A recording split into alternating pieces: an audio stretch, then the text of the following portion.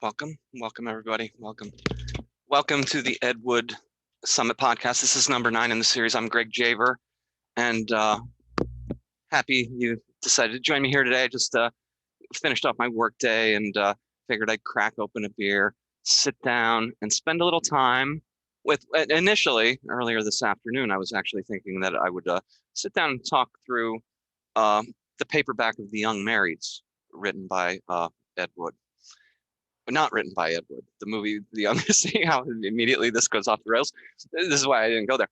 The paperback, The Young Marrieds, was published by Pendulum Publishing, Calga, Pendulum/Calga. It was actually published by Pendulum's West or Atlanta arm, as opposed to the West Coast office where Ed worked. But as part of the quote-unquote psychomed series. But again, I said I wasn't going to talk about that. That was what I initially was thinking this afternoon. Does that paperback, because it came from a publishing company that I'd worked for, could he have actually had something to do with it, being that he directed a feature film around the same time the paperback came out, and that feature film was called The Young Marrieds. I'm going to dig into all that at some other later date, because when I walked over to the shelf to pull down the copy of The Young Marrieds paperback, it sort of beckoned me and it jumped out at me, a Criswell book. And I thought to myself, I've spent an inordinate amount of time here at the Ed Wood Summit podcast actually talking about tangentially related paperback items around Ed. So I thought it'll give you guys a break on that one, right? I'll give you guys a break on that one because I understand it's probably a little bit of a niche that not everyone appreciates the hyper spasmodic detail of all of that. And we've spent, again, in the previous day podcast an inordinate amount of time on those subjects. The last couple of podcasts, of course, we talked a lot about Frank Leahy, Notre Dame coach Frank Leahy. Not only Paul Apel joined me, and we really dissected the script a few episodes ago. And then recently, I kind of took us through a quick tour. I don't even want to call it a review, through a quick tour of the book that the screenplay was based upon, the Frank Leahy legend. So I think kind of want to do the same thing with this book. Again, not a review. I want to share some of the contents and kind of see where it leads, talk it through.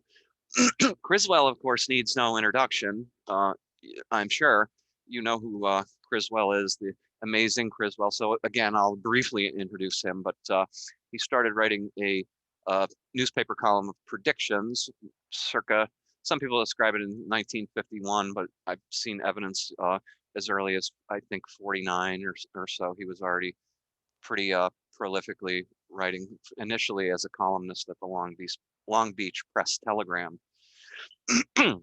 He performed also publicly. He always used to have, if you look up ads from the early 1950s when he would do his public performances, they would always list matinee show for the ladies. He always did a matinee show for the ladies. So I'm sure the ladies loved him, right? He seemed like a pretty interesting character, good looking, the little spit curl of hair, very sharp looking in his tux, and then coming across with, I'm not going to try to imitate Criswell. I don't do imitations. So I'm definitely not going to try to, he's inimitable, of course. So that's another reason why I'm not going to try to imitate Criswell. But I'm going to read a little bit of his predictions, little snippets here and there, but imagine them in Criswell's voice as you hear me read it. And you know what I mean. Because of course, Criswell, is probably, best known today for, the opener of Plan 9 from Outer Space. That's where he kind of still persists in the larger pop culture, and probably forgotten to a lot of younger folks today. In fact, probably forgotten to all but the oldest generations at this point. I mean, Criswell's work really, although it spans into the 1970s, it's really the 1950s and 60s, during which time he, I think, achieves his principal fame, if you can call it that. But he did have a column called Criswell Predicts. It did ultimately become nationally syndicated. He did even have a TV show spun off of that. I believe he had a radio show spun off of that years and years later.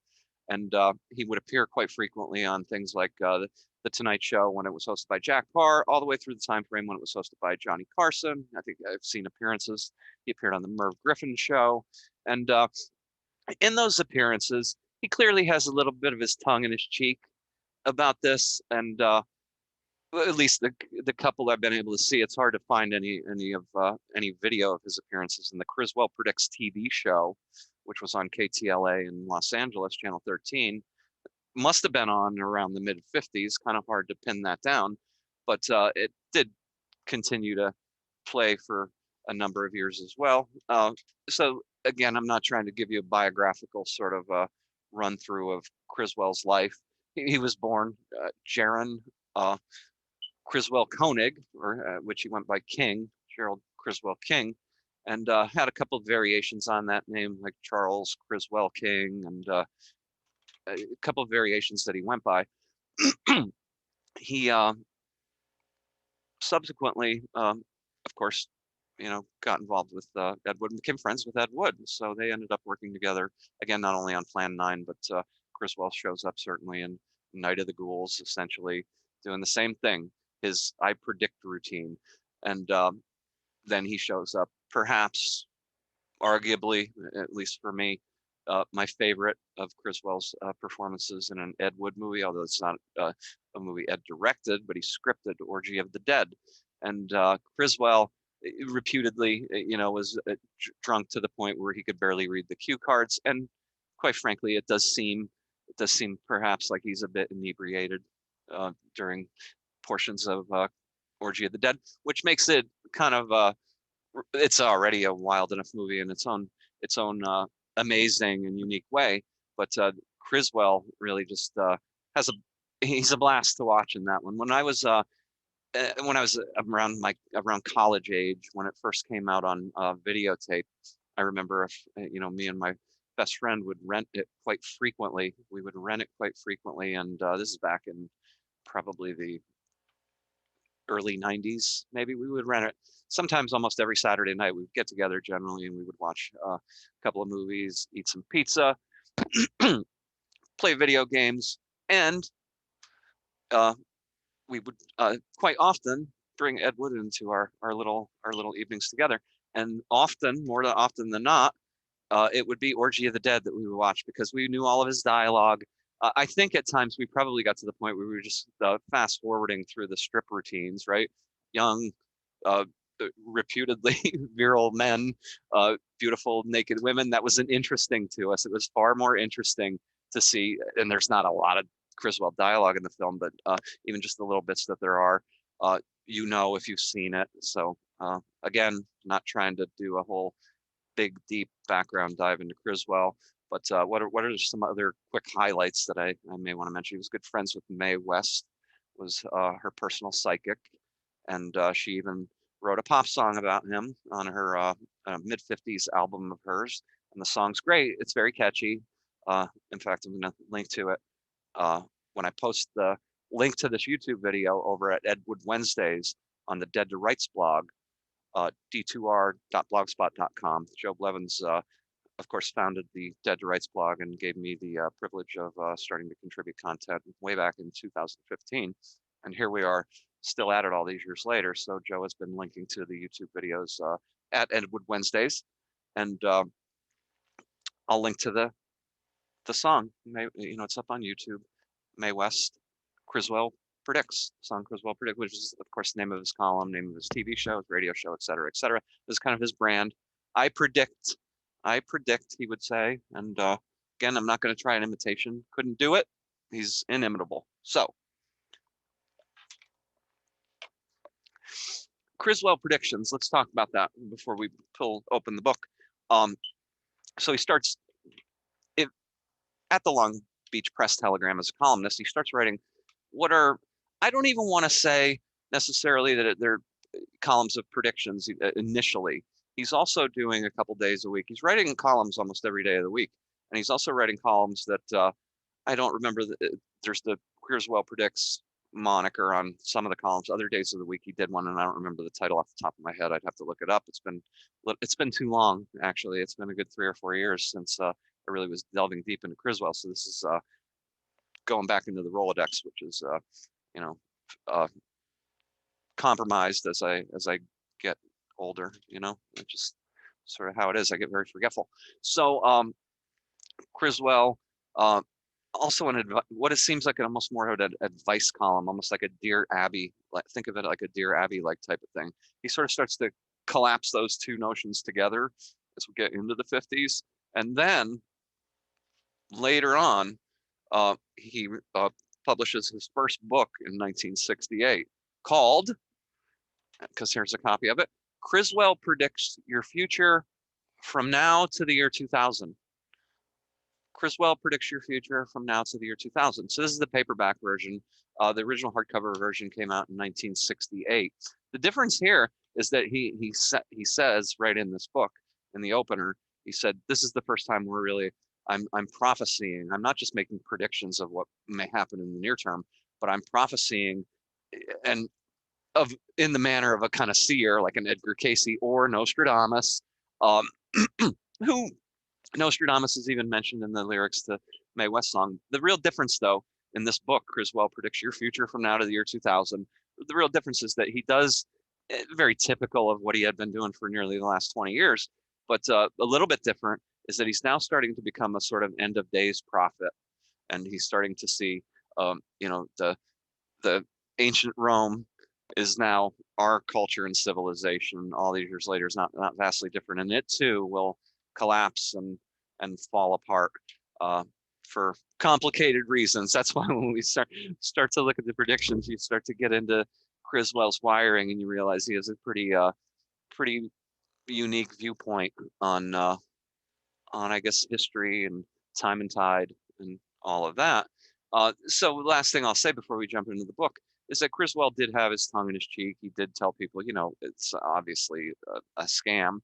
He's writing, and of course, by this point in the late 60s, he's writing these sort of end of day scenarios because he's syndicated in national newspapers, and he knows his audience is going to be mostly a lot of relatively conservative people, older people.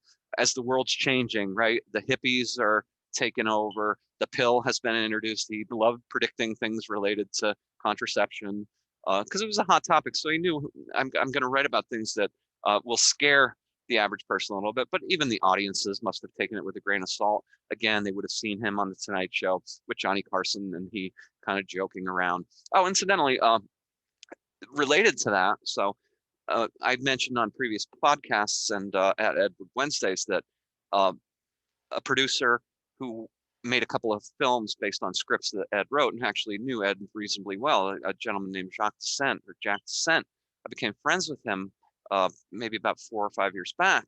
And he passed away a few years ago, but I became friends with him 4 or 5 years back. And I remember in a conversation one day, we were talking about Stephen Apostoloff, who directed Orgy of the Dead, which of course, again, is Criswell's shining moment in my mind. But so Jack said, yeah, I met Stephen Apostoloff only a couple of times, but the first time I met him, we were hanging out at Criswell's apartment. So we were hanging out at Criswell's apartment and a few other people, and Criswell was this very gregarious, very extroverted. You've seen Criswell, you know exactly what I'm talking about. You could imagine him really trying to take center stage and become the center of attention, and his rather over the top manner, vocals, the way he vocalized things, all of that. But so Jackson, this is what made me remember this when I talked about, Johnny Carson. I mentioned he would go on TV talk shows quite commonly in doing his Criswell routine, kind of comically.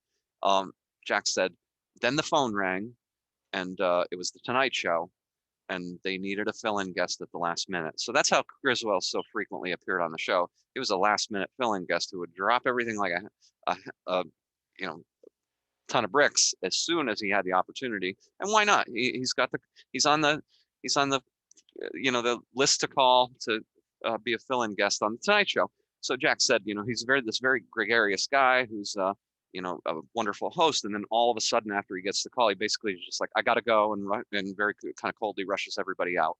So that was,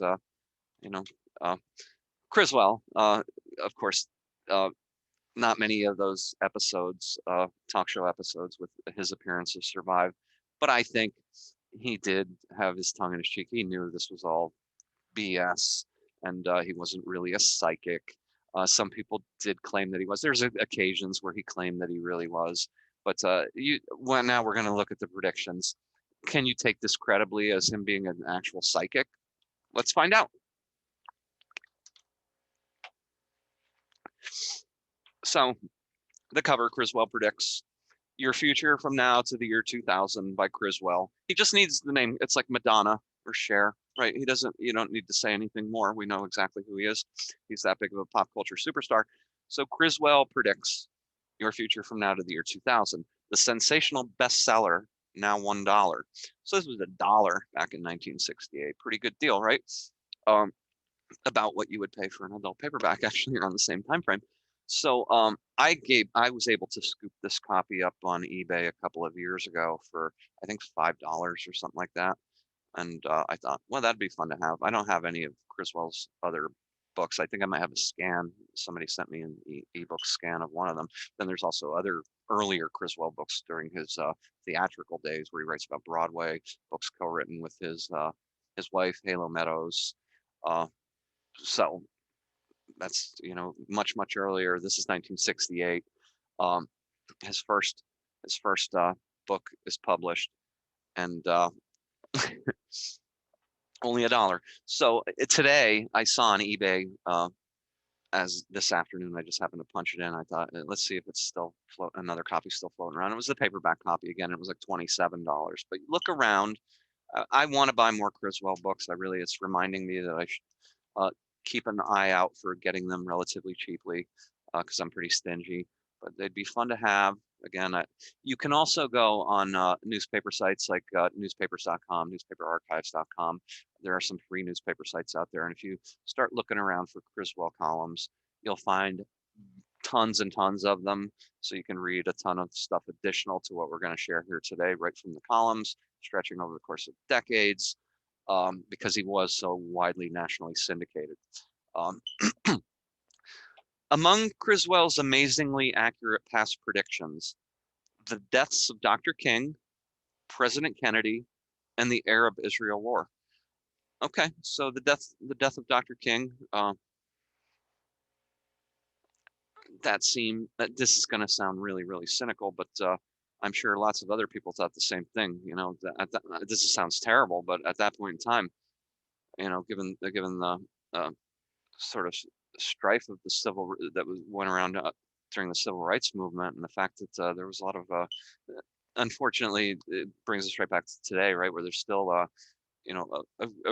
unfortunately unfortunately it's not even the right word, it's tragic, still a great racial divide in this country. So I'm sure there's plenty of people who thought some nut job, unfortunately, because he's become such a voice and such a leader, somebody will probably try to take out MLK, and that's what happened. So is that really all that brilliant of a prediction?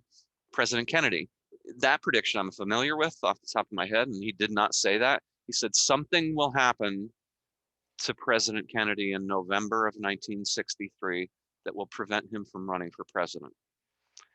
That doesn't mean that this characterizes that prediction as the death of President Kennedy.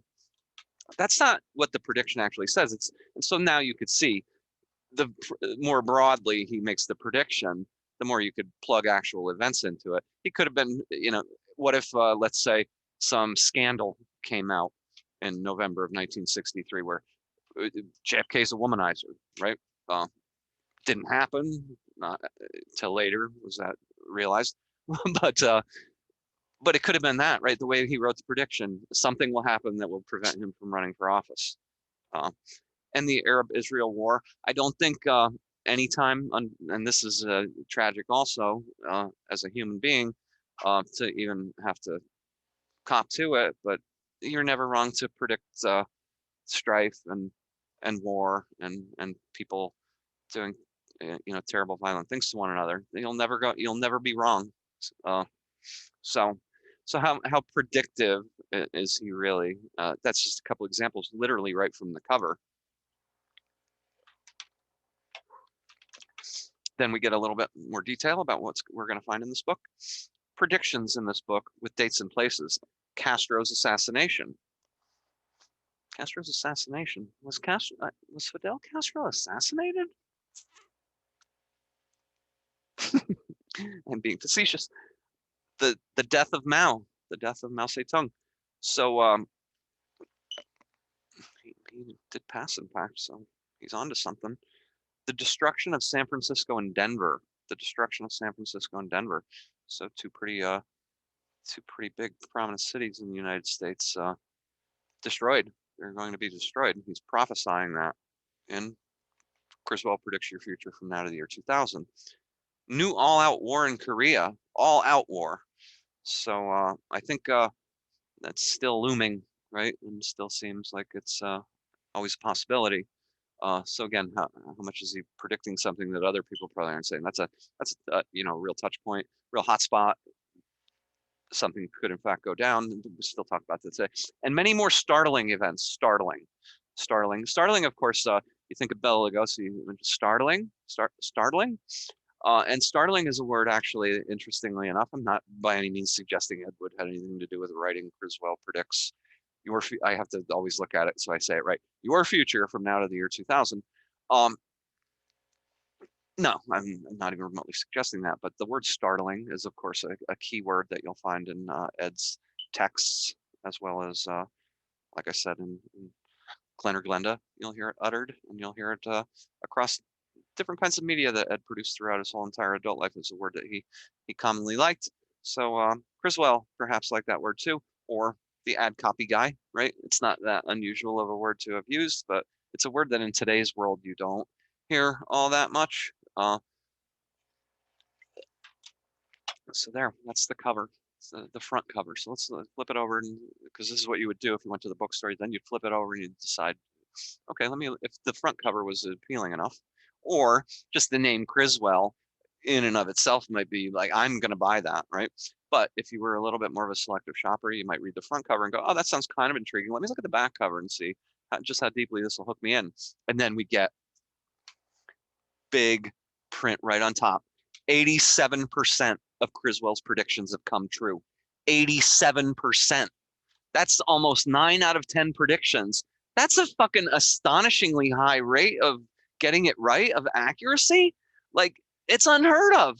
It's unheard of. If you comb back through, I mentioned Nostradamus, I mentioned Edgar Cayce, comb back through their prophesying, comb back through any seer or prophet or anybody in the past who left a track record of their predictions and prophecies behind.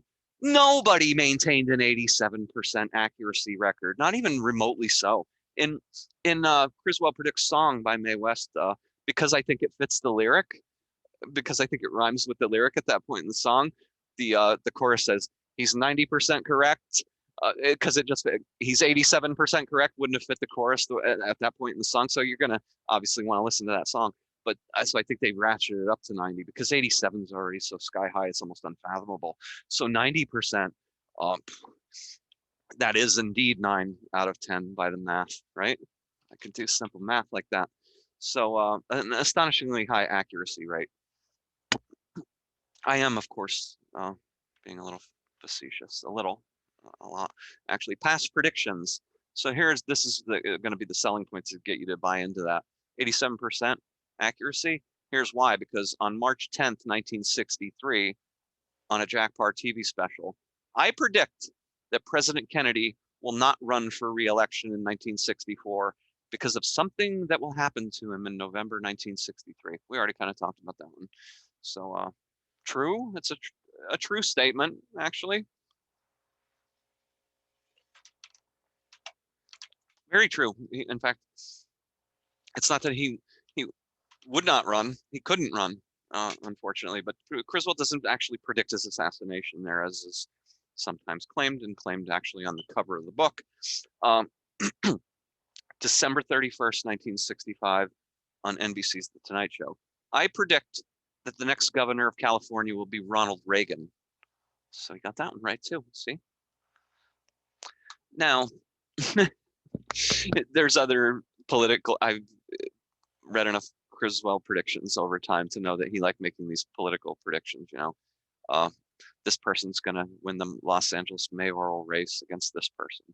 And then, is it really predictions, or is it just, you flip a coin? There's only a couple guys actually running against each other. So how much of a real stretch is that? How astonishing is it that if you were blindfolded and you tried to pin the tail on the donkey, you'll come relatively close, right? And maybe you'll even pin the tail right on the donkey. So just by sheer happenstance. So January 1st, 1967, in the syndicated column, Criswell predicts, I predict a 1 week-long shooting war in the Middle East with Egypt, Russia versus Israel. And then also in that same column, I predict a blonde sex symbol will suffer a Dixie death. A Dixie death. And it says, of course, parenthetically after that, outside the quotes, but parenthetically after that, to remind us who he was talking about. Jane Mansfield was who he had to certainly have been speaking about, a blonde sex symbol. So I guess again, play the math, do the math, right? Run the numbers, and you'll find, unfortunately, a lot of blonde sex symbols that he didn't say Jane Mansfield, so they're gonna pin it to that because that's what people know about Jane Mansfield having died. So, and they know who Jane Mansfield is, so we can tie it right to that. January 1st, 1968. I predict that before October 1968, one of the leaders of the Negro civil rights movement in the United States will be assassinated. So, okay, so there's the Martin Luther King prediction itself, right? He's pretty close in time frame, right? I was born I was born March 28th, 1968. So MLK was assassinated just days later. So this is January 1st, 1968. So he's literally within, he's barely 90 days away in terms of seeing what is right about to happen. But let's go back to this. A leader of the civil rights movement, a leader, not Martin Luther King. So again, think about during the civil rights era, all of the strife and violence that occurred, and is it really that unfathomable? Again, tragically unfathomable that because think Malcolm X, of course, was assassinated. Yeah, I don't even want to get into it's going to be inevitable though that we have to get into some politics to a degree, right, and into some sociology, because that's the kind of topics that Criswell often made his predictions around. Again, because he's he's talking to people that he knows reading these columns or reading the newspaper. These are the things that are of interest to them. The national news will be sort of something that he'll draw upon to make a prediction and also prove a fuzzy prediction. So now we'll dive into finally we'll get into the book itself. Again, we're certainly not going to read all the way through this, but I want to jump through it quickly and read a little bit of it, a few snippets here and there, and to entertain ourselves. Criswell predicts your future from now to the year 2000 by Criswell. So his name is in the title, and on the title page, it says by Criswell, as if we didn't know that it was his own predictions. So this is paperback edition is 1969. Of course, it did come out 1968. If you've seen this hardcover image, the hardcover image for this particular book, his first book, you'll remember it because it's kind of this abstract-y sort of spiral around his head. Makes it look like almost like it's like the credit sequence to Vertigo with Jimmy Stewart or something like that. Very, very memorable image that they didn't port over to the paperback. Preface, and this preface goes into a good amount of history. It's only 3 pages long, but it goes into a decent amount of history about Criswell from his own perspective. How does he want to portray himself? So again, the idea here is not to get into a huge deep dive on about Criswell, but rather to look at his predictions. So I'm gonna jump over that. We'll get back to that at some point. That would be better suited perhaps for an article. So someday, because again, I have taken tons of notes and done some legwork on that. In fact, I've talked to a few other people about Criswell, other people who have similar interest in perhaps putting a little bit more together around Criswell. So it's all out there. It's not like you can't find it, but at some point I'll package it together in an article through the lens of sort of his relationship, friendship with Ed Wood, since after all, this is the Ed Wood Summit podcast, and that presumably, if I did write it as an article, it would go up at Ed Wood Wednesdays. So so details about the history, life of Jaron Criswell Koenig are forthcoming. So I'm not going to read that whole entire intro, but which, quite frankly, he told a lot of myths about himself. So that doesn't even mean it's necessarily biographical and through. But I do want to read the little opener because it's interesting. I wasn't always Criswell predicts. I wasn't always Criswell predicts, as if that's who he became. Not he didn't become Criswell. He became Criswell predicts. He became the brand essentially. Once I was baby Criswell with a capital B. He was baby capital B and an exclamation point. I was baby Criswell, and even then, I was interested in the future with another exclamation point. Even then, as a baby, he was interested in the future, which I guess what is that? I think we're all interested. I don't know. I can't do it. I think we're all interested in the future because that's where we're going to spend the rest of our lives. But anyway, I was born on a Sunday, August 18th, when the church bells were ringing, and was the first child on both sides of the family and basked in the spotlight, which I never gave up. They thought I would be a cardinal or a governor. That's interesting, right? A cardinal. He does have that. Well, in a way, there's a religiosity to him, right? And there were probably people who viewed him as some sort of serious spiritualist. He was buddies with for a brief time in the, well, maybe he remained buddies with him, but he became buddies at the time when he was a bit of a sort of pop culture figure of interest. Corla Pandit, who was viewed as a bit of a spiritual figure to a degree, even though he's really a piano player.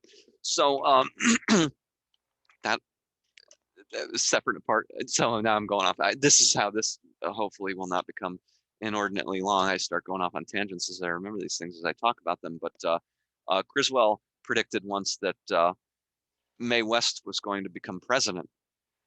That didn't happen. It would have been great. I think the world of Mae West. So I would have absolutely loved having Mae West as president, but it didn't happen. So Mae West would become president, and then he, I presume the way that this prediction just sort of jumps the logic, but presumably because she's the president, she'll have the means to fly a rocket to the moon. So her and Criswell and George Liberace's brother, George, must have been a friend of Criswell and Mae West if he predicted that the three of them were going to take a rocket to the moon. So if they were going to, so again, it didn't happen. If only Mae West had become president, Criswell would have made it to the moon eventually, but it didn't happen. But so he mentions the spotlight. You know, I never gave up. I never gave up the spotlight once he wanted the spotlight always. So a cardinal or a governor. So again, a governor. So I can sort of a spiritualist. Could he? You know, you could see that aspect of things. A cardinal or a governor, a politician. So he did pretty. He was pretty savvy in understanding sort of the political climate and understanding the vis-a-vis the political climate, the mindset and mentality of his core audience. So that's very much a trait that you would need as a politician. Know who you're talking to know how to pander. That's essentially, I think, if you look at the synonym of politic or politician, it'll say pander or panderer. I'm joking; it doesn't actually say that, but it goes on. I scribbled on the walls, floors, and papers and did not talk until I was 4. That's concerning, right? Until the age of 4. I'm sure his parents were very concerned. Retarded, they said. Poor baby Criswell will never talk. And they, with a capital B, poor baby Criswell. So they called him baby Criswell. Baby Criswell. So again, that's a sign in his youth. He's special. He's a special person. He says they thought of him as quote unquote retarded, very offensive term, obviously. very offensive. When I was a kid, again, I was born in 1968, so I heard that word as a kid growing up. It was still in the common realm of usage, and now, of course, I'm only reading it for historical sake. But can you imagine his own parents, his own family considered him quote unquote retarded because he didn't speak until the age of 4? Little did they know he was special in ways that were extraordinary. He had an extraordinary uh, vision. He could see into the future. I mean, they had no idea at this point. During an Indiana thunderstorm, I started to talk and have not stopped until this day. I told my shocked parents, the rain will stop. My very first prediction, and a valid one, which is, and I'll stop there going through his little intro because that gives you all the insight that you need, and a valid one. In other words, it is a valid prediction. The rain will stop. So it's a valid prediction, but it's not really a prediction because it has to stop. So again, that indicates to me that he already does have an ironic self-awareness that his prophesying is really just rooted in bullshit and some little syllogisms and twists of the language to give you the ability to interpret it how you will, things of that nature. And then if you just do enough of it, right? If you just make enough predictions over and over and over again for on a daily basis for the space of quarter century, 30 years, maybe you'll get lucky, right? Even a blind squirrel finds a nut, right?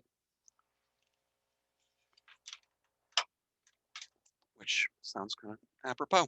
So that's the intro. So let's get into some predictions. The first, so the way the book's broken out, it doesn't have a chapter index. The hardcover may be different. The paperback doesn't have any photos in it. It doesn't have a chapter index. It jumps right in, and there are just section headings. Some of the predictions are very brief, a couple sentences to a half page, a page or so. Some of them go on for a few pages, but the first one, it's a subheading, is called Homosexual Cities. So before I even jump into it, let's look at it through the lens I was talking about.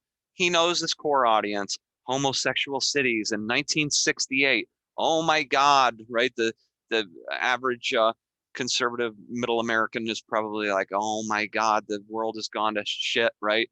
This influx of sleaze, this begun adult paperbacks, right? Now people, you can't even tell the difference anymore between the boys and the girls because the boys wear long hair. You can't tell the difference. Everything, it's societal breakdown. So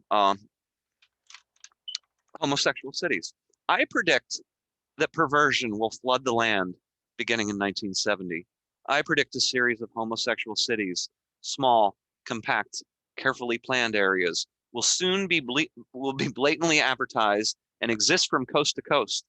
These compact communities will be complete with stores, churches, bars, and restaurants, which will put the olden Greeks or Romans to shame with their organized orgies. You will be able to find them near Boston, Des Moines, Columbus, Philadelphia, Washington, et cetera, et cetera. Every big city in the country is going to be overrun by homosexuals who have very organized orgies, right? So it didn't clearly happen. It didn't clearly happen. Are there gay subcultures that exist within larger cities? Of course there are. That is not the takeover, right? The takeover of the city. Let's think about this. This is what he decided was the first section to get into in this book. And he decided that the first line would be, I predict that perversion will flood the land beginning in 1970. Very deliberate flood. Think about the association there. This is, again, he's deliberately associating himself with the idea of prophesying. We think of a flood as some event that is revealed in all the major religious tomes. There was a great flood. This time, though, it's not going to be water. This time, it's a flood of perversion. Homosexuality is going to be the flood that I guess destroys society, according to Criswell. And this is the thing. He says in 1970 that'll happen. He's talking about this in 1968. So this is 53 years ago, folks, right? This is 53 years ago, and you will still meet people who still think that's what's going to happen, who really believe that. Lots of people, as a matter of fact. So, and which again, this one inevitably, Criswell's politicizing the Edward Summit podcast here, and I have to be careful. Actually, I don't have to be careful. I can say whatever the hell I want to say, but homosexual cities will flood the world. Perversion will flood the world and destroy it.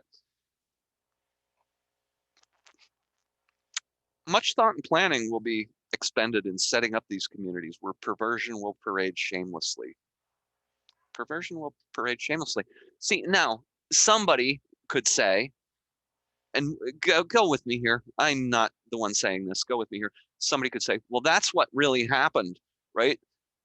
Gay people now, they have parades where they do shamelessly parade themselves around and sort of rub our noses in their homosexuality. And why should I have to tolerate that as a quote unquote normal person? So he again knew his audience, and his audience still exists. In fact, I never really thought of this until just this moment. You could start printing under a different name, make up a fake name, and start printing prediction columns and pseudo advice columns in the papers tomorrow, in mainstream papers. Well, maybe, I guess it depends. Are they a little right-leaning paper? If they were a little bit of a right-leaning paper, perhaps. Now, again, we're getting deeper into the politics. And people would read it and go, yeah, I agree with that. Yes, shamelessly parading themselves, and keep it in the bedroom. That's not fair to me, right? So, and then he talks about Carthage and Babylon in that same opener. So you can imagine what that is. So the second subheading is a title, or a topic rather, a topic that he gets into quite frequently in his predictions during this era, and it is birth control. And this one, I remember, I read this book when I first got it a couple of years ago, and some of this stuck with me to the extent that I really do specifically remember, which is probably why I'm going to hopefully be able to jump around some of these predictions and find some of the more choice moments, at least in my estimation. I predict that birth control will no longer be a major problem in the United States. Placed in the water systems of our country in every city, regardless of size, will be chemicals that will act as contraceptives for the entire populace. In addition to this, the electricity that courses into each home will have certain ionic particles that prevent contraception. Birth control will be a function of the federal government. If you want a child, you will have to go to the proper federal government agency and get yourself a pill so that you may conceive. So that's beautiful. He flips the pill, right? The idea of the pill being contraception. You'll have to get a pill to actually conceive, but only if you get it from the federal government, which again, this is where we get into the sort of end days type of thing. And again, where certain political mindsets will go, yes, the federal government really is going to take away our freedoms to the extent where biological freedoms even, in the water, they're going to stop us from, procreating, to take over, to shut us down and control who will conceive. Kind of interesting. Just make of this what you will. But in the homosexual cities, I don't think we really have to worry about the need for contraception, right? If the homosexual cities are going to become rampant, then why do we need to put birth control in the water? Just thinking out loud. Just thinking out loud. I'm not trying to poke holes in Criswell's arguments. I mean, he's again 87% to 90% accurate, and who am I to say? I certainly am no prophet. I'm no seer, not whatsoever. The next one is Medicine 1982. A full medical education will require 6 months of study, as opposed to, what is it, 8 years or so for you to become a doctor. 6 months of study, 6 months. So 82. I wonder, is that maybe, was he predicting somebody like a Doogie Howser, who was so prodigious, such a prodigy, that he was able to obviously become a doctor by the time he's in his early teens. So maybe that one has some credibility. Then he talks about space stations. The US and Russia will separately and jointly during the 1970s begin to set up space stations. Put that in the check column, right? Accurate. Accurate. I don't know if it happened in the 1970s or it might have taken a little bit longer, but check it out. International Space Station. There's Russian astronauts on it right now. I'm not sure off the top of my head. Are there any US astronauts at the space station currently? Probably. So again, he's right. He's right. Then the next one's Russia. Again, I'm going to start skipping through some. Russia, 1973, Mother Earth, television education. So I predict education will be given to children through the television screen. No personal teachers, but there will be a sudden award. Sorry, I can barely see. It's a little, I'm getting a little shadow here. But there will be a warden on duty to see that 100% interest is sustained. Later education memory pills will give you all of the education you can possibly use. So he's right again. Education pills, Adderall, right? Maybe think a college kid, Adderall, right? Stay up all night and study. Maybe that's an education pill. But the prediction before that, much more rock solid, right? We will get our education via the TV screen. He says warden. We think in today's world actually about, a teacher having morphed into something like a facilitator more so, especially as the delivery system of education changes. The orthodox 20th century model, the world I grew up in, right? A teacher standing in front of a classroom at an appointed time, and kind of an authoritarian figure. And there's this, push pull. There's not a genuine integration.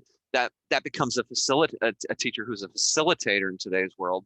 If you're familiar with like a flipped classroom or a facilitated classroom, the teacher is letting everybody study independently because they have access now. Technology, TV screens has given us access to a whole different way to deliver education, which is, of course, think about it, the educational delivery system is really simply online, even more so than in a classroom in today's world. I believe it was 2013 or 14, if I recollect this correctly. 2013 or 14 was the first year that more people took classes in an online environment than in an actual classroom. He saw that coming clearly.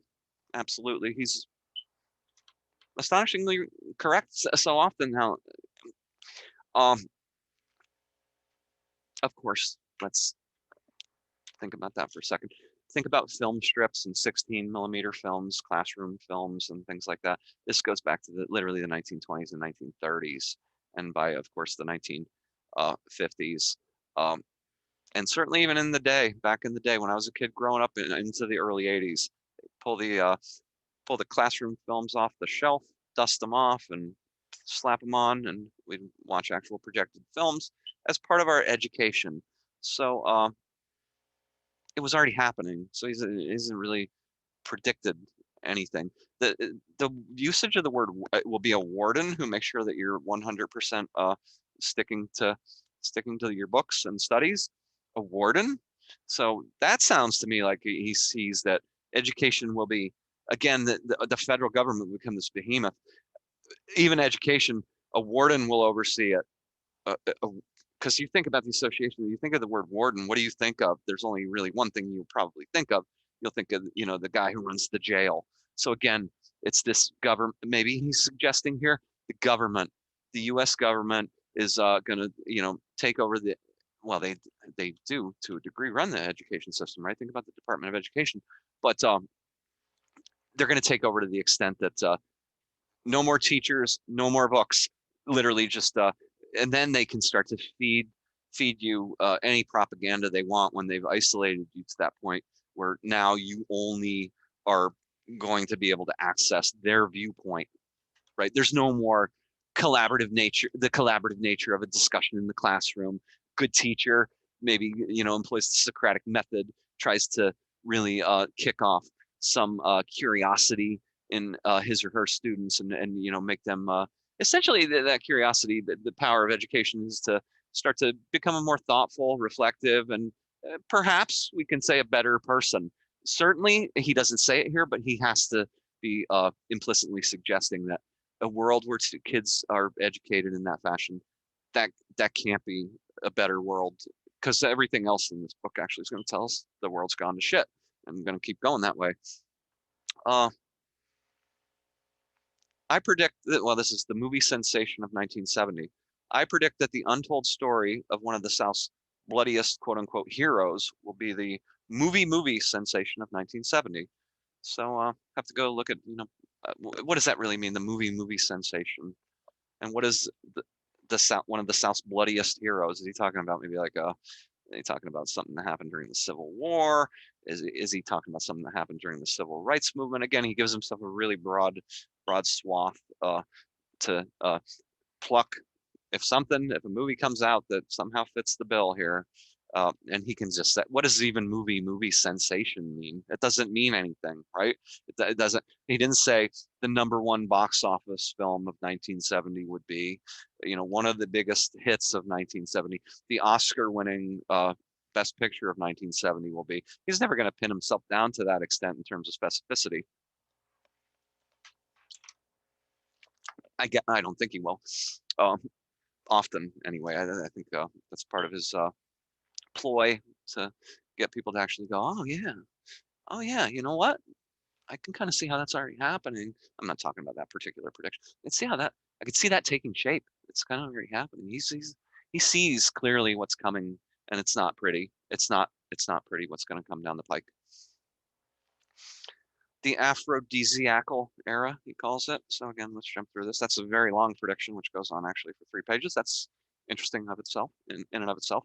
Sex Broadway in the movies. He liked Broadway again. He started out trying to get into the theater, and again, he and Halo Meadows back in the late 1930s wrote a few little sort of independent, what I guess like you would call a chapbook, right? Independent little tomes about the theater life, including I can't remember any of the titles off the top of my head, but you can look this up. I have one of those books, and it's quite fascinating. How to Get Ahead. It's something like How to Get Ahead in Broadway. That's not the title. How to Get Ahead on Broadway, but that kind of thing. So already, even in the 1930s, he's already adopting this sort of I'm going to give you advice sort of thing, and Sex Broadway in the movies. So he's now making a prediction many years later, and he's bringing about Broadway again. I predict that Broadway plays will soon have casts entirely in the nude, and depictions of the sex act, normal or perverted, will not be unusual. I mean, it's astonishing. This happens more or less immediately after this book gets written. This isn't he's prophesying into the end days. This is what's going to happen tomorrow. Think about it. Of course, there were, a number of plays back in the day that were a little bit infamous for actually having nudity and sex on stage. It's incredible.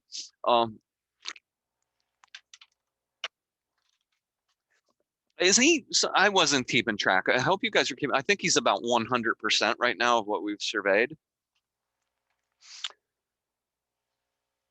I have to read the rest of that Sex Broadway in the movies just because.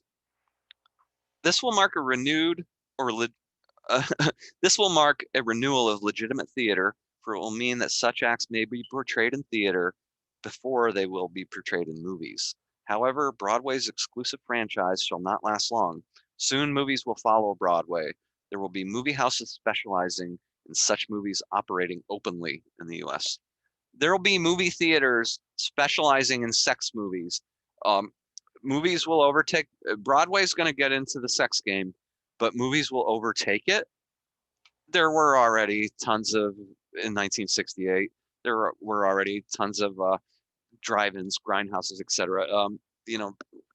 Yes, hardcore perhaps is a little bit around the corner, but nudity and sex on screen was already far in excess in terms of presence in the movies, certainly, than it was on Broadway. Then also, but think about this, the kind of people who, again, were his core audience, they may not have known that. They maybe didn't, go down to the seedy part of town and go to the grindhouse or go to the, the adult bookstore and slip into the back room and watch an 8mm porn loop. But that clearly already happening. California earthquakes. Miss America of 1973 will be a quote unquote Negro girl from Chicago. And that's the second time he's used that word, which again, even in 1973 would have been kind of really, you can't call the person African American, you can't call the person black, you have to refer to them as a Negro. Could have been worse, obviously, but it shows you his mindset, as well as, I think, playing into the mindset of the typical reader of Criswell's columns. The next, I'm certainly not going to read this because it's a lengthy piece, but this is why I'm strongly suggesting, obviously, you need to go out and grab a copy of this book and read it cover to cover. Existence is the next section heading, existence. So now he's going to turn into a philosopher. We're all lighted candles in a darkened world, weary travelers on the highway of life, plodding on to our endless existence. For once we exist, we continue to exist. Once again, wait, our span of life, compared to the billions of years of time, is but a fast twinkle in the eye of God. We're all 10 seconds from eternity and the limitless time thereafter. We're all going to die. Tries to make it sound very poetic. That gets into that little bit of a sort of poetic feel of the kind of narrations that we get in from Criswell and Plan 9 and also in Night of the Ghouls. That sort of bizarre, right? Which again, Ed wrote that. So again, you start thinking, could Ed have been, ghostwriting for Criswell? I've thought about that. I've thought about that a lot, as a matter of fact. It's not this book, but there's another of Criswell published 3 books in his lifetime about his predictions anyway. Published, again, other books about Broadway and stuff when he was younger. But in those 3 books, not this one of the other 2, there's a chapter called, I think, Rape, Riot, and Revelry. Now, on one of Ed's resumes, Joe Blevins did a great article at Edward Wednesdays about the various versions of Ed's resume that Ed himself put together, a few different iterations of it through the years. And so maybe in that article he may mention it, but it's definitely on one of Ed's resumes where he mentions a book called Rape, Riot, and Revelry. And there's a chapter in one of Criswell's other books of predictions called Rape, Riot, and Revelry. Did one guy steal the little verbiage from the other guy, or again, was that the book? That ended up getting changed, its title changed to reflect to the brand, right, to foreground Criswell and his predictions.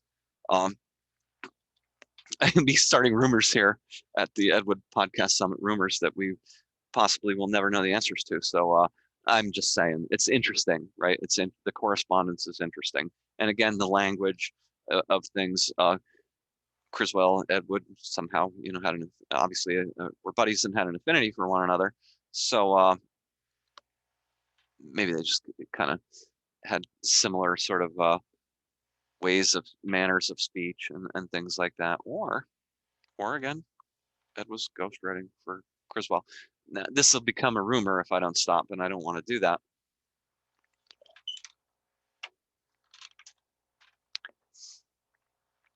This is a long piece, and it goes on for almost 2 pages, but the cover mentions it. The destruction of Denver, Colorado. I predict that a large city in Colorado will be the victim of a strange and terrible pressure from outer space, which will cause all solids to turn into a jelly-like mass. I predict that this pressure will not affect any part of the world, but will be pinpointed at one particular city. Housewives working at home will suddenly feel the floors sway and buck underneath them. Their once sturdy furniture will slither into weird and fantastic shapes. Dishes will turn into putty, and silverware will have the texture of rubber. I predict that without warning, buildings will collapse to the ground in near silence, trapping thousands in the rubble. Those unfortunate victims will not be cut or gashed, but death will be caused by crushing and smothering. These collapsed buildings will look to the masses like oddly formed rubber. Transportation in this forsaken city will be crippled, for I predict automobiles, trains, cars, and buses will be entirely useless. Factories will be unable to continue production.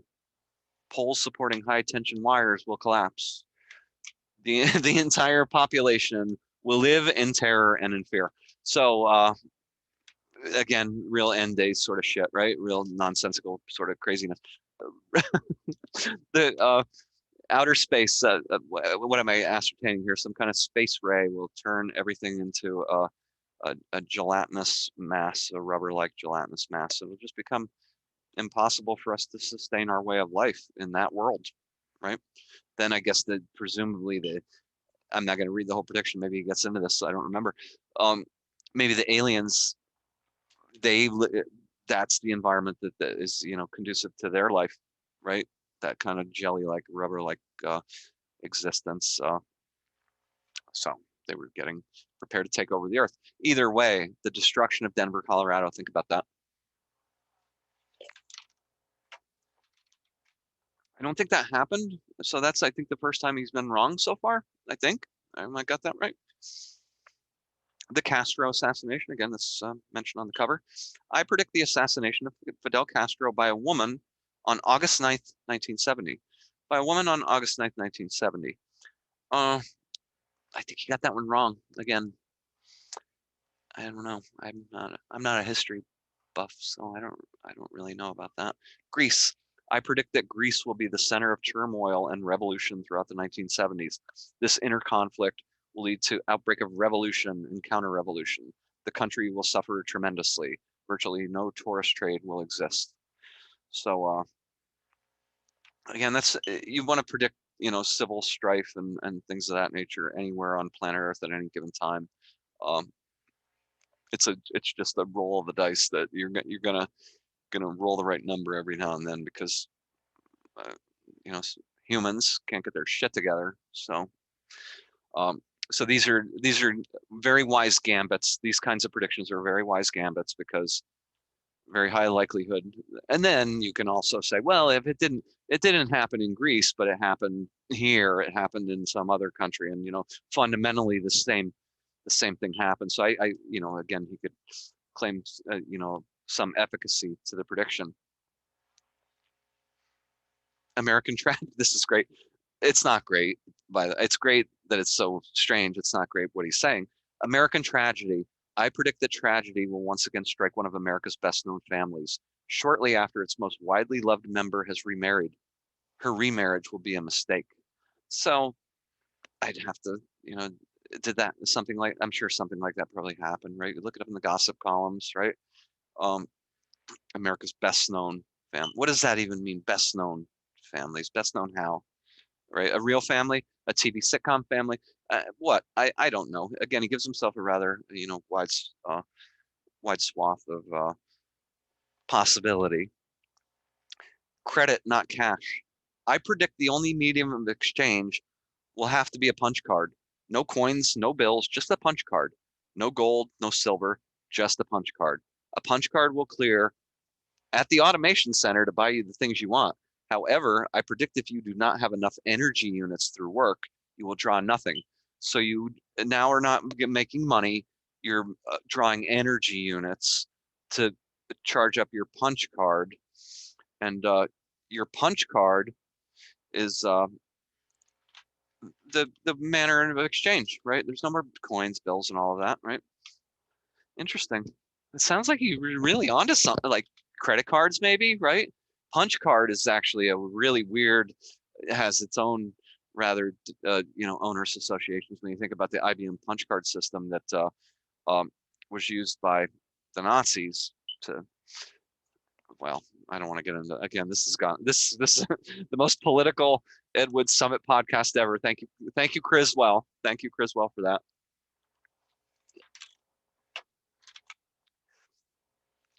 So by the way, I'm paging ahead. This book is not really all that big of a tome. I suspect the hardcover maybe has some photos and maybe is laid out a little bit differently and stuff like that, and is a little bit bigger to warrant purchasing a hardcover, because this actually runs only a mere 94 pages. I'm only on page 21, so I gotta move a little more quickly here so I don't bore the hell out of you guys. But I hope you don't find, you may not appreciate my commentary, and that's fine. But I hope you find Criswell's predictions, the snippets that I'm reading. I don't hope. I know you're marveling at it as clearly am I. Credit, not cash. I mean, that sums it up in a nutshell. And he was so right. You don't need to say he's 100% right. He's 300 or 400% right on that. He just to a T. So factor that into the larger calculation. You see his percentage of accuracy just generally continues to go up. The Lady of the Light, he's talking about the Romans. I don't Mary Todd Lincoln, so that could be interesting. This one goes on actually, the Lady of the Light. It's one of the longest. It's certainly one of the longest predictions in the book. So I'm not even going to get into it because we'll get into. Oh, Ava Braun. He mentions Mary Lincoln, Ava Braun, Hitler, Caesar, Napoleon, Martha Washington.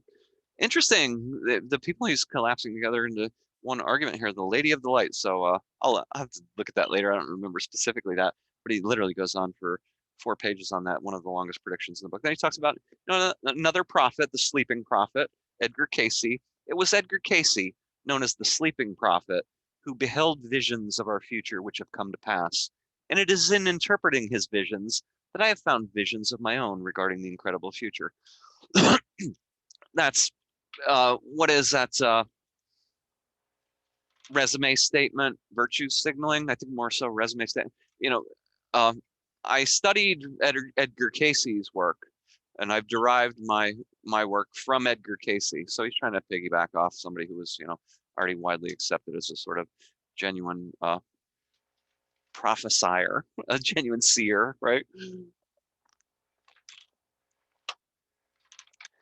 Questionable how genuine he was as well, but that's not what we're talking about. Edgar Cayce, the Great Drought and Flood. So now we get back to a flood. We opened with a flood of perversion, taking over cities in the country. Large metropolitan areas were going to be flooded by the perversion of homosexuality.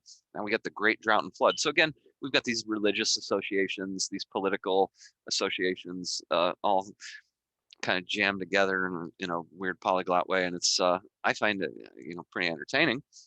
I think you do too. If you read Criswell, again, go back, if you don't have a subscription to newspapers.com as a simple example, go get one. Type in Criswell, search, contact me here.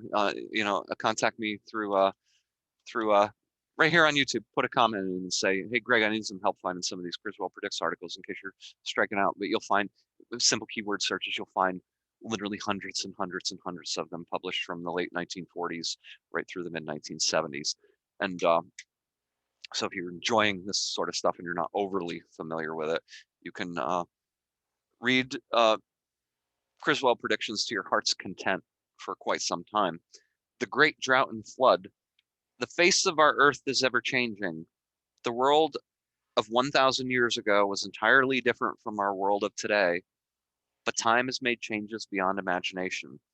I predict that the world of tomorrow faces repeated onslaughts by the uncontrollable forces of Mother Nature, more onslaughts of a stronger type than have ever been recorded in a comparable short span in history. I predict that in the year 1977, the face of the earth will be completely changed. Rain will not fall for a period of 10 months.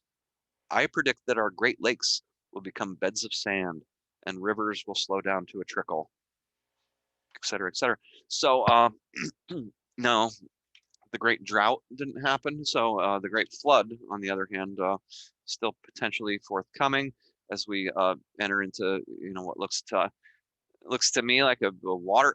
Maybe I'm all end days in this assessment, but a sort of water world, right? Like the movie Waterworld, where climate change, if you believe there is such a thing. Again, I don't want to get too political. Climate change, the ice caps or the icebergs, they're melting and they're falling into the ocean, and that's displacing water, and the sea levels are continuing to rise and rise and rise. So yeah, the drought scenario is not what we're up against, I think. So again, he flipped it. So he's on to the right topic. He's right about something bad's going to happen. Some fucking bad shit is going to go down. He's absolutely 1,000% right. Not 87% right. He's 1,000% right. So, but again, he saw the directionality of that a little bit differently. He read that one a little bit differently in his vision, So This one goes on and on. The droughts and floods. Brothers will kill brothers. Sons will destroy their own mothers. Husbands will slay their wives and children for water. There will be an endless trail of blood in the Utah area. In Utah will have an endless trail of blood.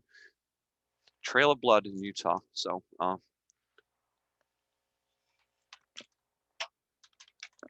don't remember that from history class in school, but the trail of blood in Utah, I don't.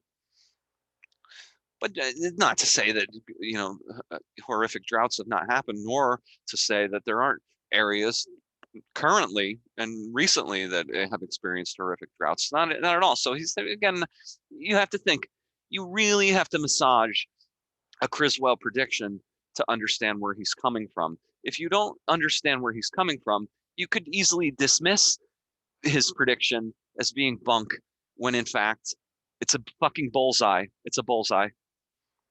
Criswell brings out I hope I don't want to offend anybody, obviously, but he makes me feel, very excited, obviously, and profane to a degree.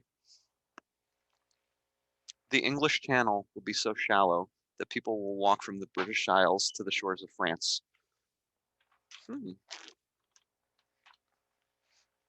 Just that, the opposite, of course, again, is what's happening right now. But again, time and tide, literally time and tide, shift over great eons of time. And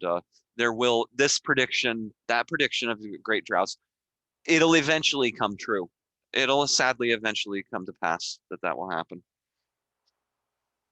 And wow, that goes on for about 7 or 8 pages. So floods and droughts. Embalming.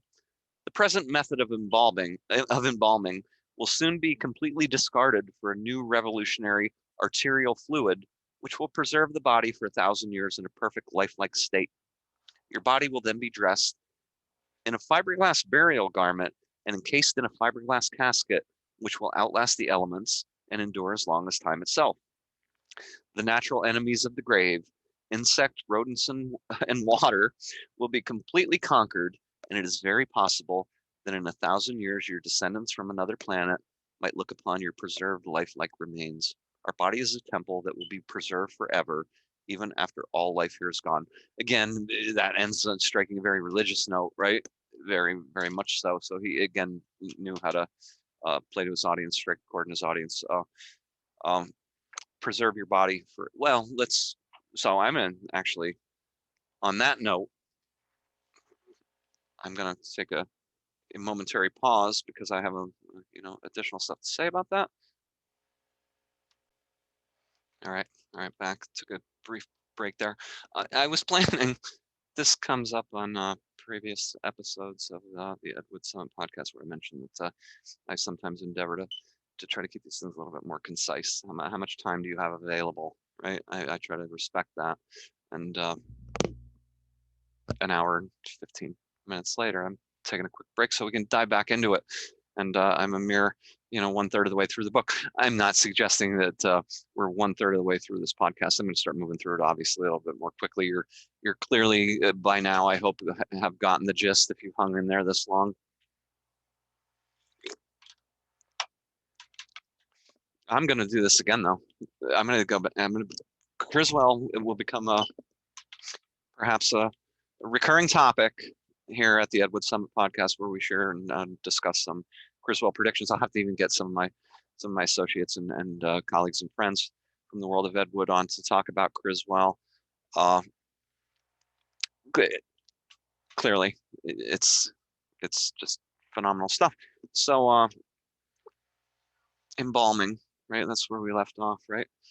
A fiberglass casket. It'll be preserved forever. So think about this, right?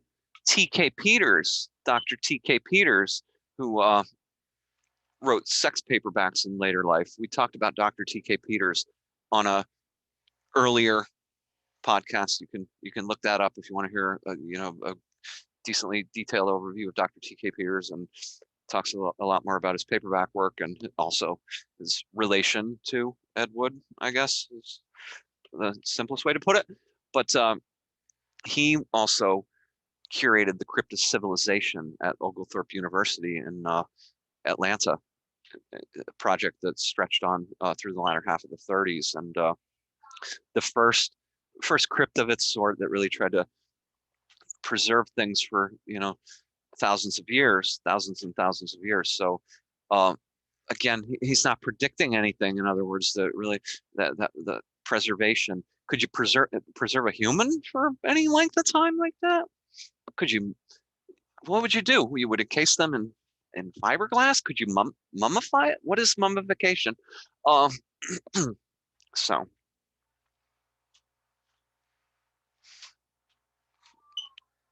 China death. Wow. Okay, this is kind of fascinating, actually, and all of a sudden, in light of current events.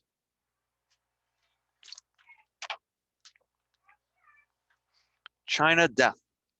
A strange manner of death will come from the skies that cover China. Death from the unknown, from the elements of mystery, and the people of China will look to the heavens in wonderment and despair and pray for deliverance. But they too must remember that in the halls of the ancients came the decree that one day the life of China must end, for this is the day of infamy. Feeble and obscure, China will be unable to fight the Black Death from the great beyond. Many will flee, many will hide, but none will be able to escape the pointing finger of death. Village after village will become cities of the dead. The smiling Buddha will cease to smile, and the temples of fortune will become the temples of misfortune. Famine and pestilence will cause the plague to spread like locusts.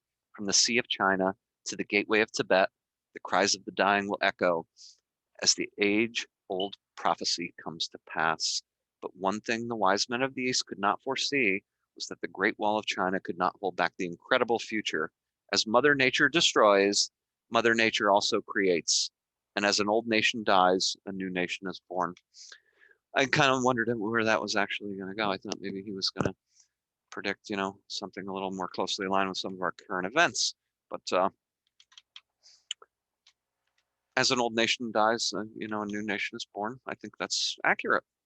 China still obviously exists, so the China death didn't happen, but give it time. Give it time.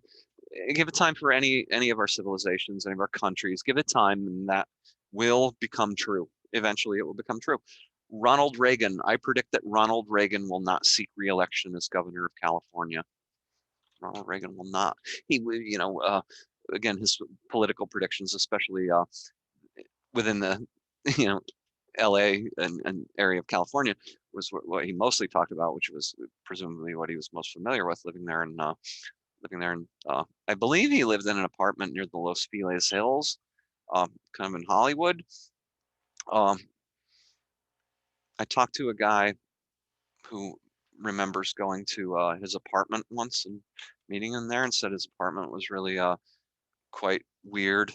It had a lot of weird ephemera and weird items in it, and probably you could presume what it would be, I guess, right? Just weird, items from, historical items and bric-a-brac of an odd sort, and spiritualistic sort of items and stuff like that. I could only imagine what it was like in Criswell's apartment.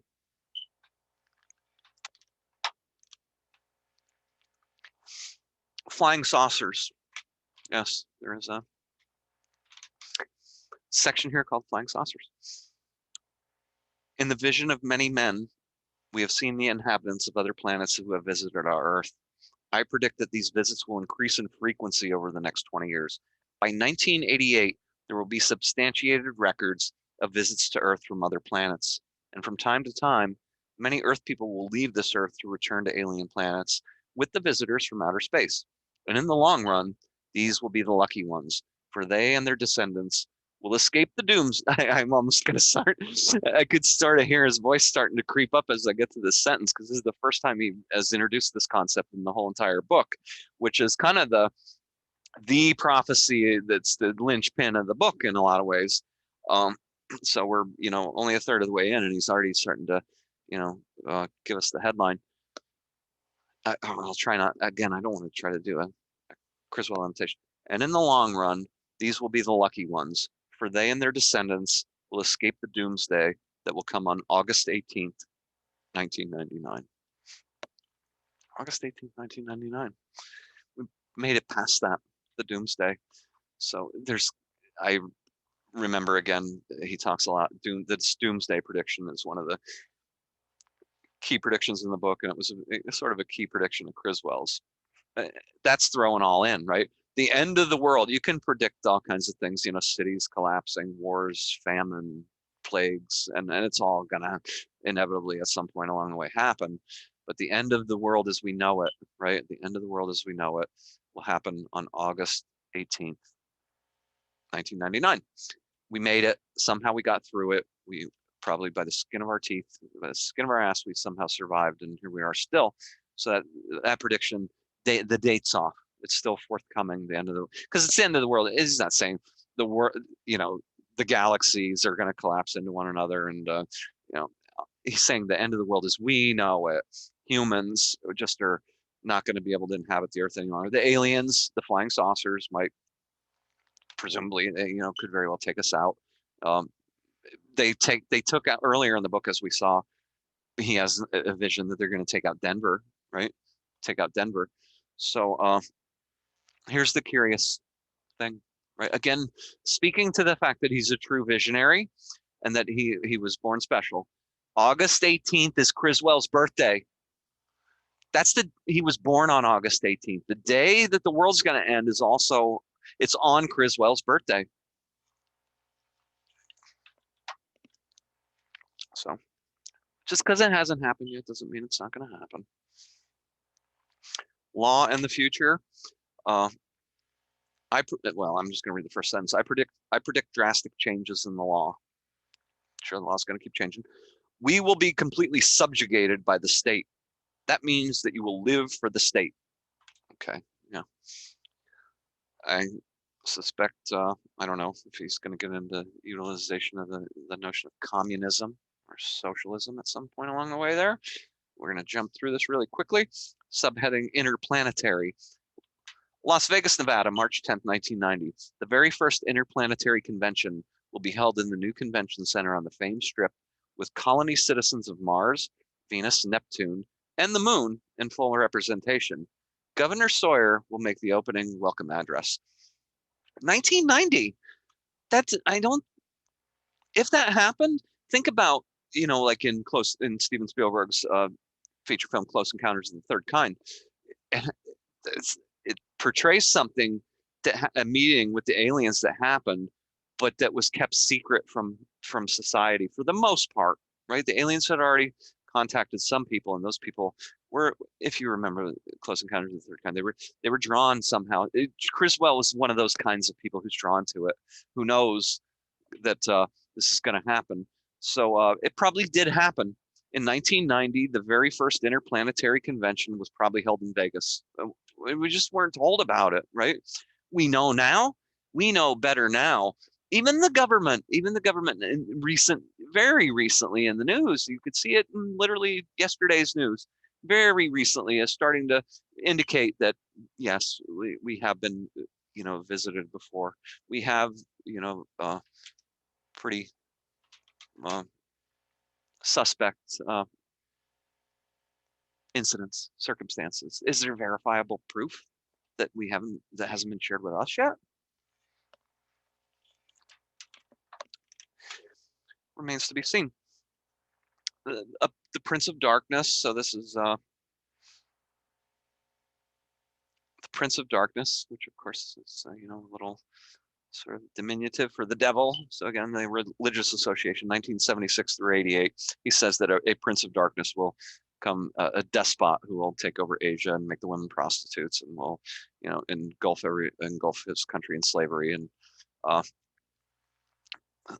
septuplets will be born on January 19, 1973, and all of them will live. All the septuplets will live for the first such case in history. I'd have to look that up. Again, this is something I wanted to do actually years ago, and I ultimately never got around to it, which is sort of really poking at these predictions really hard and doing research based on the dates. Did something like that really happen?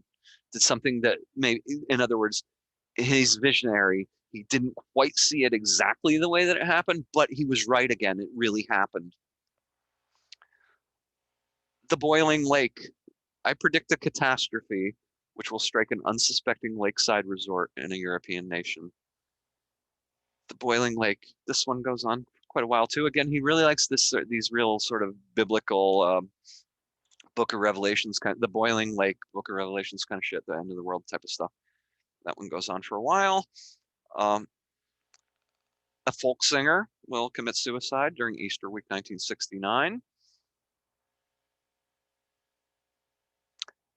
This is good. Not good. Again, it's terrible. Actor shocks nation, 1969. I predict that a well-known movie actor of purest white reputation, a veritable all-American boy, will be arrested in October 1969 on a charge of white slavery.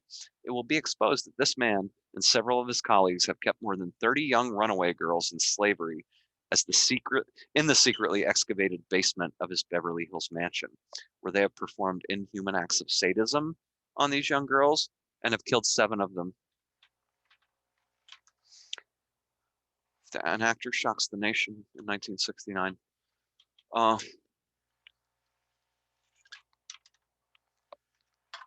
I'm hard to even. I'm sorry. I shouldn't joke about such a thing.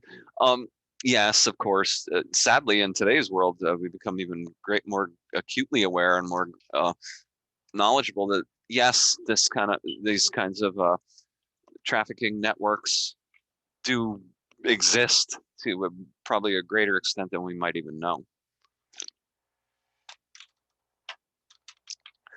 But I don't remember an actor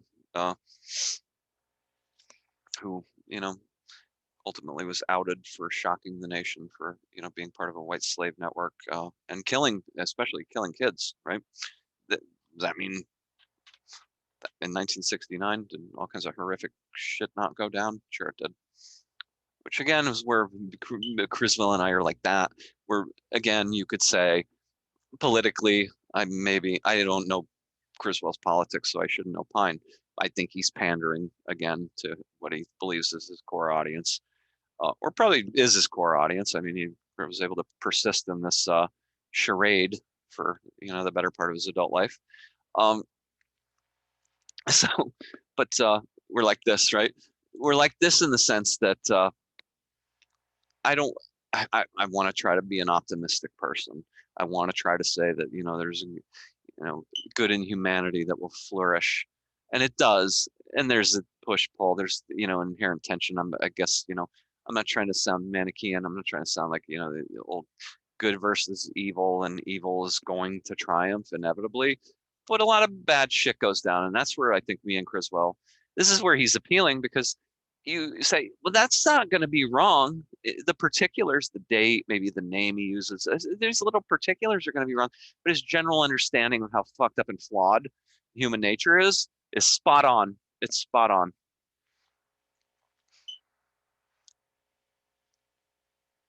I predict paste-on bikinis for you girls.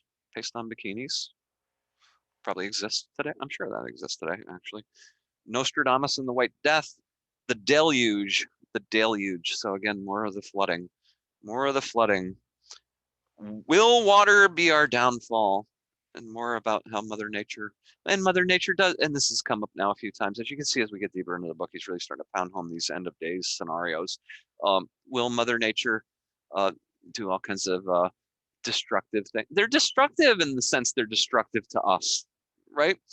They're destructive to humans surviving when you get great floods or when you get, all kinds of natural, catastrophes. But is that Mother Nature being destructive? I don't know. I mean, it's just part of a life cycle that's a lot larger than ourselves. We become, of course, we're extraordinarily self-centered. So we think of ourselves as sort of the central piece of existence. So the world is here for us, right? And even just the personification of Mother Nature, right? That's in and of itself a really interesting topic that we can and should someday, but not right now, get into. Headlines of the future. New islands rise in Pacific due to undersea volcano. Okay. 1969. England legalizes homosexual marriages. He saw that coming as early as 1969.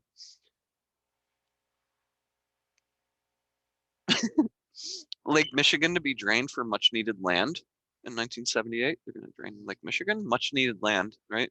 Think about how much of the earth we, overcrowded a lot of places on Earth and a lot of urban areas, but we're still, I don't think we necessarily need to drain Lake Michigan. We've never quite arrived at that point yet. Federal sales tax voted. What does that even mean? In 1975, it was going to happen. So again, based on his track record, presumably that really happened. Canada and Mexico joined the United States in the common market. Canada and Mexico, trade deals and things like that, right? So again, timing might be a little off. All coins will be withdrawn in 1975, and only paper money will be used. Now, doesn't that contradict what he said earlier, that coins and all coins, paper, we were going to use punch cards? So which is it, Criswell? Come on, Criswell. You can't have it both ways. You can't say there's this and then there's that, and they're two separate things. You can't just, again, it's not fair. It's not fair to me, trying to sort out the future of my life, and I'm trying to sort out economics, right? How important is economics in your life, right? Fundamentally important. Fundamentally important. And here's Criswell, he's kind of fucking around with me a little bit here. He's like, you're going to have to get rid of your coins and we're going to use paper money. Or earlier, as he said, you're going to have to use a punch card system that's filled with energy units that you earn via work, which is interesting. The next section, visions of ghosts. Yes, my friend. So my friend, right? So now he's establishing this very sort of deeper relationship with me. Yes, he's recognized me. I would love to have been friends with Criswell. I would for sure. He seems like a really interesting guy. He did get busted in the late 60s for a theft. I'm not going to get into the details on that. Again, if I write an article, I will. But I guess that's not a good thing. So that's the part where if I were going to be friends with Criswell, I would feel a little bit arm's length, because he, was a thief. He was a thief.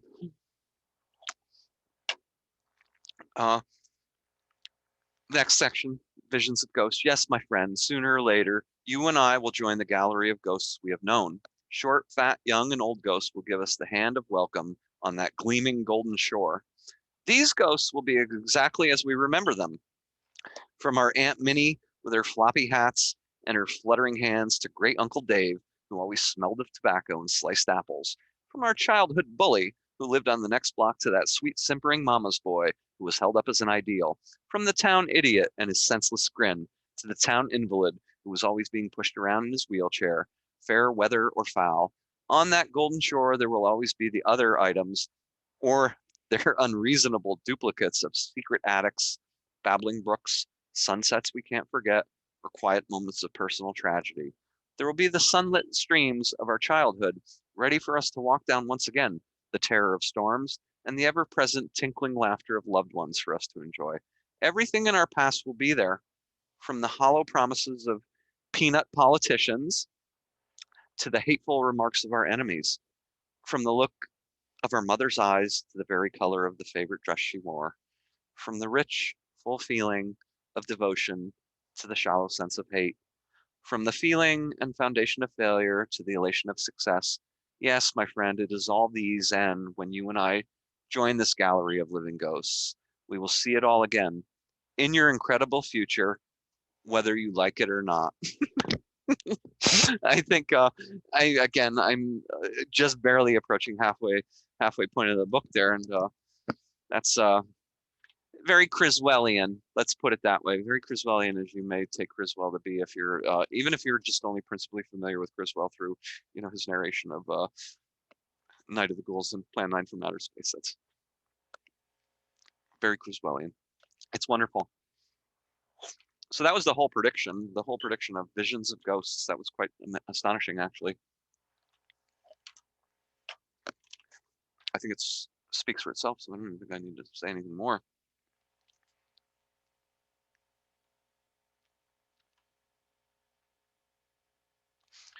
Chicago, Illinois, January 1st, 1970. A revival of the old-fashioned dance marathon of the 1920s for contestants over 85 will be held, sponsored by a vitamin company testing their new product. So the old dance marathon idea, I seriously doubt that it had gone away. It was not a 1920s idea. I think dance marathons probably still sometimes actually happen, even in today's world. But certainly in 1968, I think I remember, dance marathons when I was a kid growing up. So a revival, I don't know. But for people over 85, right? Old people are going to have to stay up for days on end and dance for days on end. So therefore, they're going to promote a vitamin. That's interesting because that's Criswell's family. It's, I think, perhaps somehow how he might have made money during a period of time when he was younger. His family had a vitamin company. So that's, again, he's just drawn from a little bit of personal. He's that's his wish list. It would be great if there were a revival of dance marathons for people over 85, and I could make a shitload of money selling them vitamins. Mexico City, education. Here he goes. He's starting to repeat himself. I predict school will be taught by television only. You will see your teacher on the screen, and you will answer by a series of automated push buttons on your desk and receive a passing grade or a failing grade for that day's test. And if you fail, you must take that specific hour again until you fully grasp what it means. So just like school, if you fail, you got to do it over again. School's fundamentally the same thing, but now you push buttons. You push buttons. Maybe on like a laptop, you push buttons to answer questions, I think. So real quick anecdote now that I'm, it's got me thinking about something. My day gig, I'm not going to say exactly where. I work at an online school. I'm not even going to say in what capacity, but years ago, a friend of mine was working in the marketing department and in the building one day in an old cabinet, and it's a company that's been around for a very long time. So it's an online school now, but it had gone through iterations for a very long time is all I'm going to say, as a correspondence school. And so she found this manila envelope, and it was dated 1968, and it was the specs for an AM radio that was going to be sent to correspondence school students.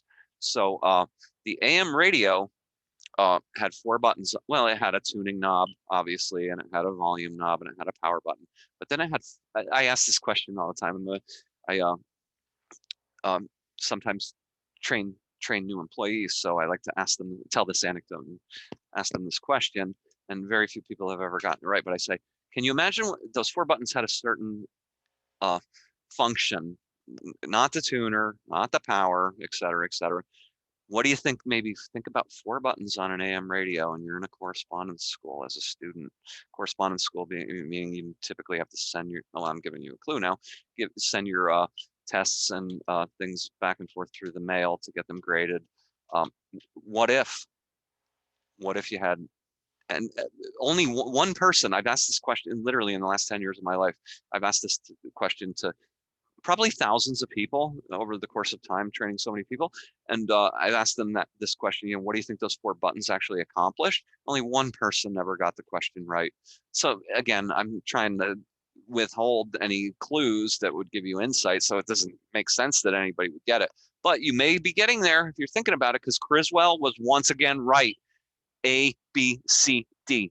You pressed the button to submit your test answers on a multiple choice test, and then the answers went through air. They went through, it was AM and an AM radio.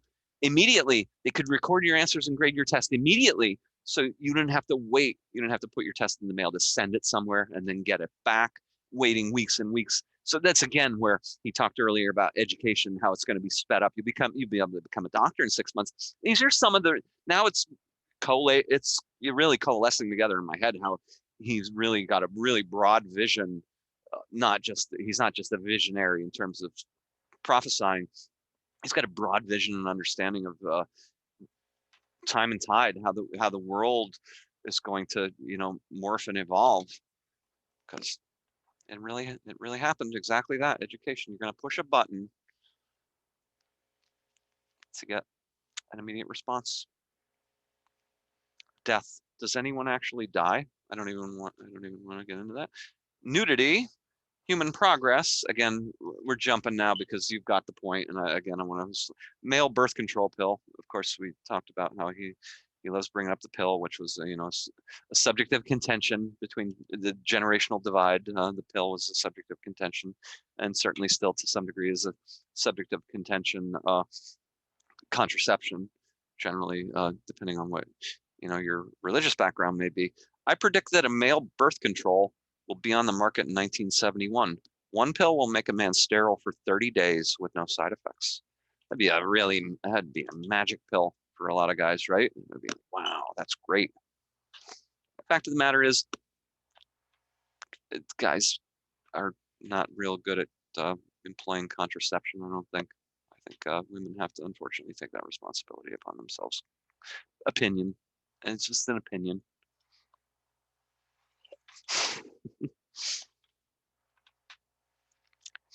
Newspapers. I predict there will be no newspapers as we know them operating after 1980. Today, many television stations are owned by newspapers. Okay, so you can see where that's going. The news is going to be delivered via TV. So newspapers still do actually hang on in there.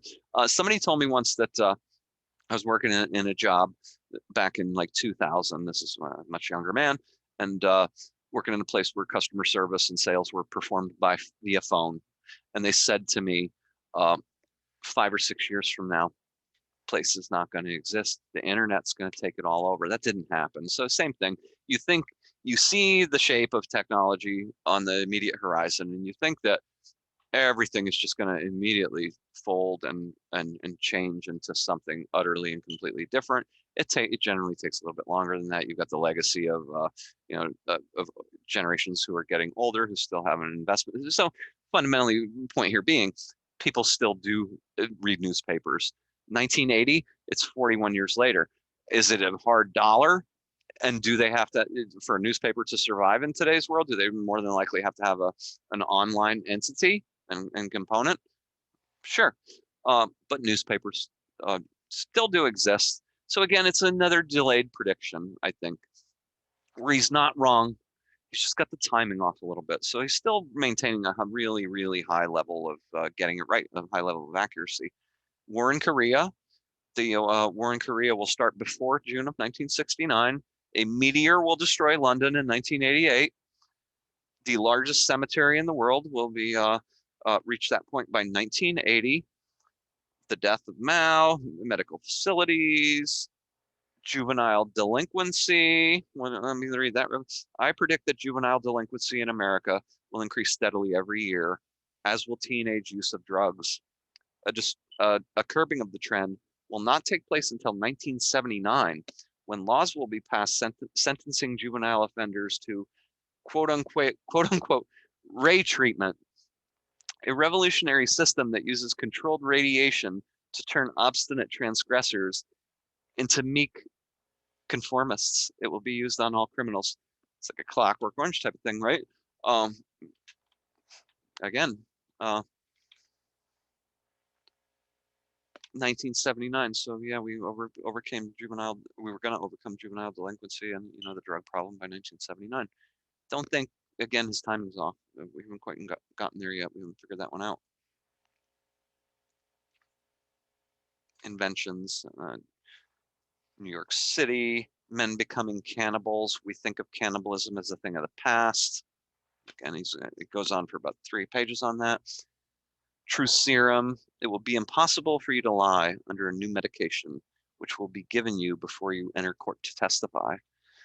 Always kind of like Ponce de Leon type of stuff, right? The fountain of life type of. It's typical. There's going to be some, and that goes back to these magic pills, magic bullets, I guess is a better sort of metaphor for it, right? There's going to be this one thing which solves a whole bunch of problems really, really simply. So now You want to find out the truth in court? We're going to have a pill that you take. And the idea of truth serum, that really, what is it, sodium pentothal, right? I think is by some, I think it's widely discredited as actual truth serum, but it was at one point peddled that way. It's snake oil, right? I guess is an even better way to put it than a magic bullet. We're talking about snake oil. This is essentially the whole entire book is, I think, snake oil, by the way. So more about television. He was right. Television was a huge deal. It's still a pretty big deal. I think television's a big deal in people's lives. I think it was growing up in the 1970s. This is my impression as a little kid growing up.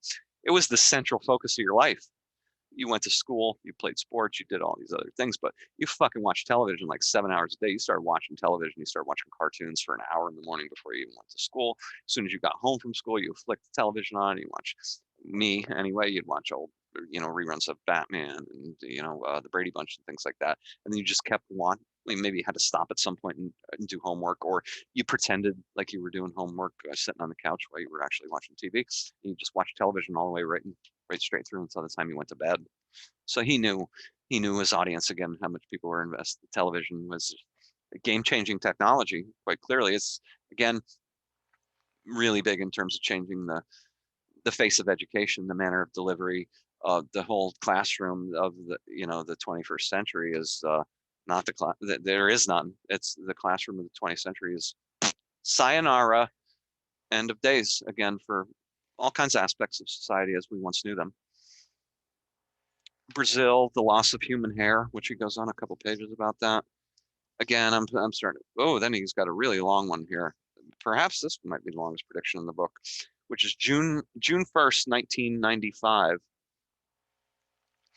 Are you curious? Come with me to this day in 1995. You awaken in the bright sunshine of your room. All right, so this looks like actually just quickly glancing at it. It looks almost like he's describing kind of the equivalent of like the House of Tomorrow, the Car of Tomorrow, like a fucking Tex Avery cartoon from the late 1940s. Right?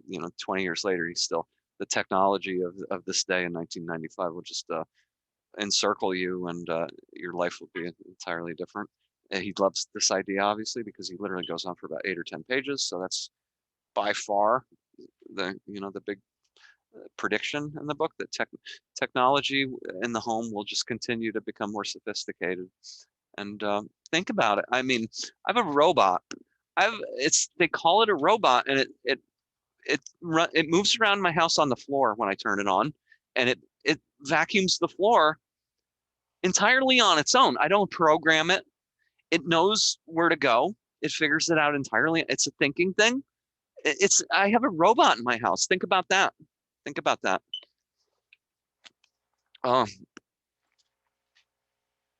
Nostradamus again, he mentions, and then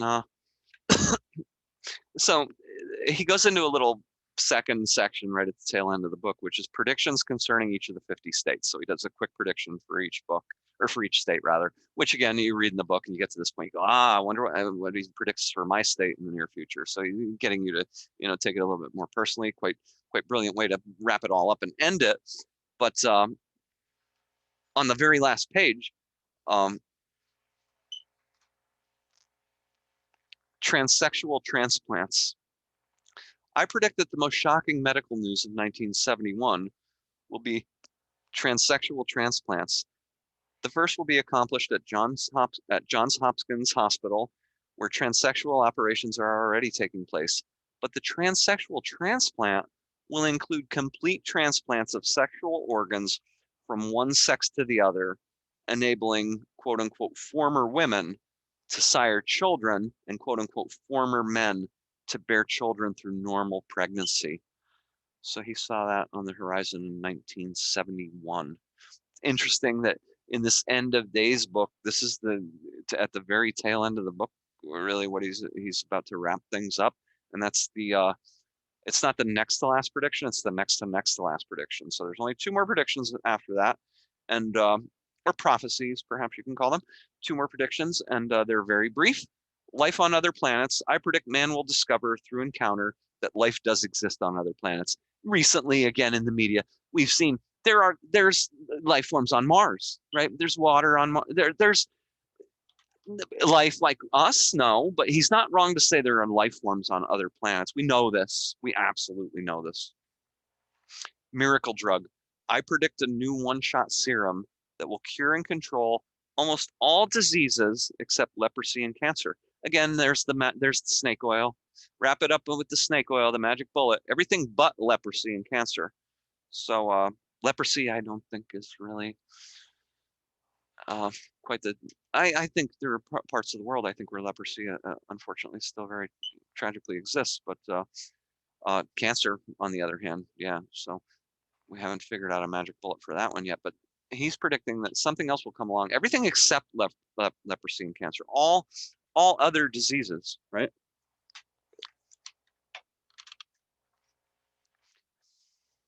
So then he goes through the states. I'm not going to touch on any of that because I'll wouldn't be fair to those of you if I didn't, touch on what's going to happen in your state. Oh, then there's one last section.